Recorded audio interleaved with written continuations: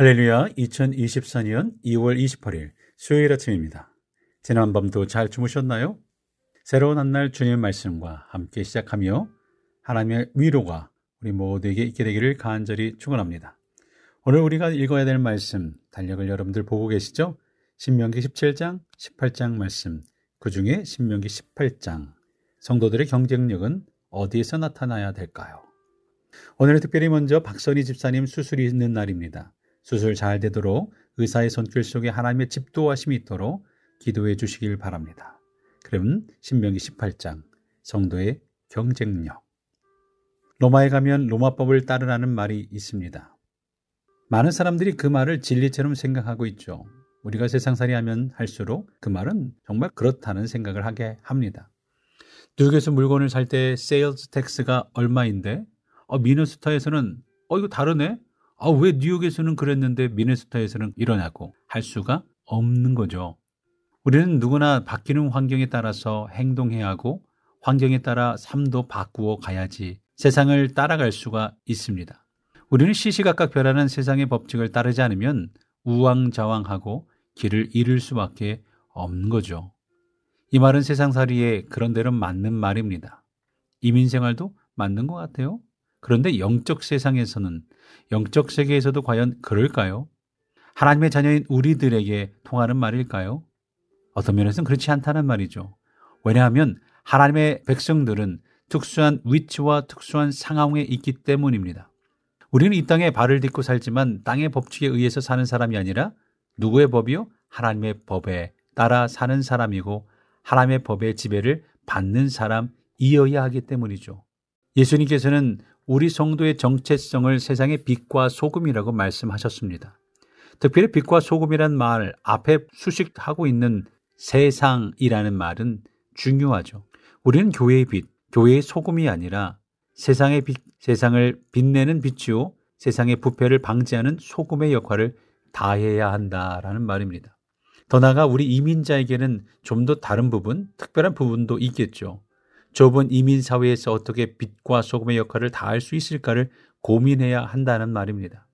유학생에서 잠깐 방문하는 방문자에서 이민자로 바뀌는 그 가운데 어떻게 이 땅에 그리스도인으로 살아가야 하는가를 고민하지 않을 수가 없는 거죠.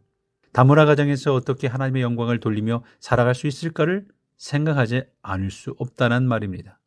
다시 말해 한국 사람이지만 미국에 있는 미네소타에 있는 우리들이 이 땅에 발을 딛고 살면서 하나님의 법을 지키며 살아서 세상에 영향력을 끼치는 분들이 되어야 한다는 말입니다.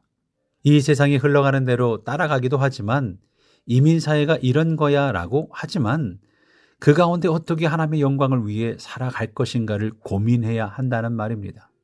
출애굽하고 있는 이스라엘 백성들이 가나안 땅에 들어가기 직전 모세는 그 부분이 굉장히 걱정되었어요. 그래서 오늘 말씀 너희가 가나안 땅에 들어가거든 이라는 말로 모세의 걱정을 표현하고 있습니다. 9절 말씀 볼까요? 내 하나님 여호와께서 내게 주시는 땅에 들어가거든 너는 그 민족들의 가증한 행위를 본받지 말 것이니.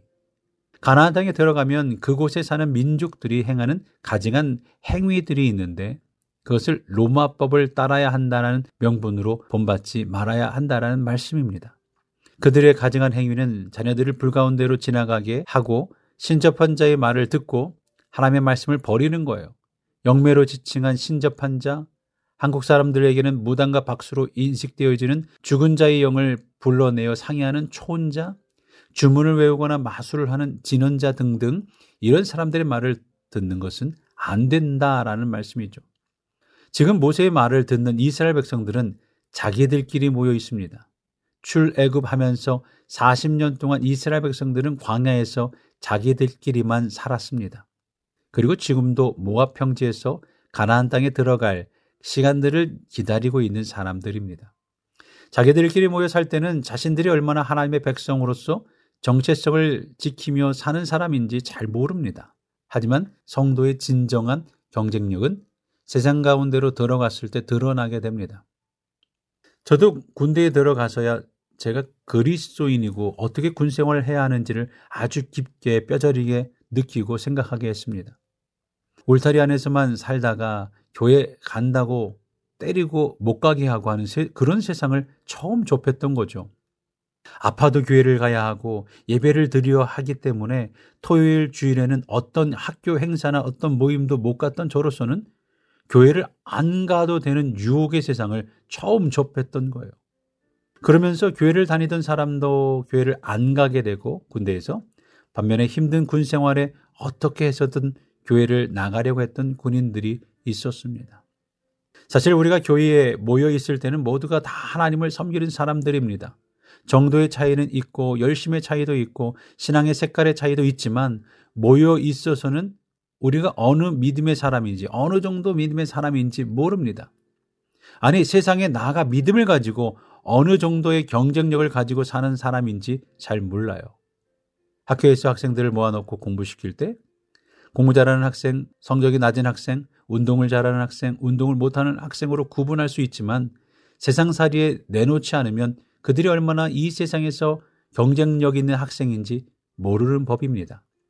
졸업시키고 나서 세상 가운데로 학생들을 내보내고 나면 공부의 성적과는 상관없이 세상에서는 정말 성실하게 살고 사람들에게 인정받고 돈 잘 버는 학생들이 얼마든지 많이 있잖아요. 반면 학교 생활은 잘 했는데 사회에 내보내놓고 나니 사회생활은 잘 못하는 학생들도 있긴 할 겁니다. 그런 면에서 성도의 진정한 경쟁력은 교회 안에서 결정되는 것이 아니라 삶의 자리에서 결정된다라고 말할 수 있는 겁니다. 교회 문을 나서서 살아가는 순간부터 세상 사람들과의 관계 가운데 우리가 얼마나 영향력 있는 사람인지, 얼마나 경쟁력 있는 사람인지, 얼마나 하나님의 말씀을 잘 행하고 지키는 사람인지 드러나게 됩니다. 이것은 돈을 많이 벌고와 또 무관한 일이기도 할 겁니다. 오늘 우리의 경쟁력은 교회에서 또는 말씀 듣는 이 자리가 아니라 하나님께서 보내시는 삶의 자리에서 믿음으로 결단한 마음을 가지고 세상에 흩어져서 하나님을 기쁘시게 하는 거룩한 인생을 살아가는 것이 중요하다라는 말씀입니다. 이렇게 가정에서, 부부 사이에, 자녀와의 관계에서, 직장에서, 교민 사이에서 하나님 중심으로, 말씀 중심으로, 신앙 중심으로 세상에 관계에 영향력을 주는 영향력 있는 인생들이 우리 모두 다 되시기를 주의 이름으로 간절히 축원합니다.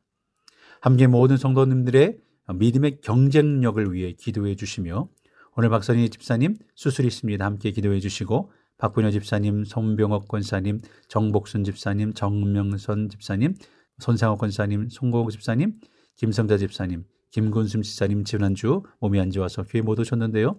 또한 김미애 집사님, 박병호 집사님 발을 위해서, 장하라 권사님, 정의식 집사님, 영미 윌슨 집사님, 홍단일 어머님 건강을 위해, 노성윤 집사님 온전한 회복을 위해, 건강 회복을 위해 모든 이들을 위해 기도해 주시고, 직장과 일터, 영주권을 위해, 자녀들을 위해, 청년들을 위해, 각 부서를 위해, 이제 곧 오실 교육 목사님을 위해, 우리 노은시 집사님 내일 오십니다.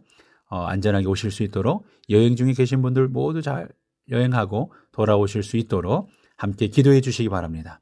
또한 사순절을 지나고 있음을 기억하시고 주님의 고난, 나를 사랑하시는 주님을 묵상하는 귀한 시간이 되기 바랍니다.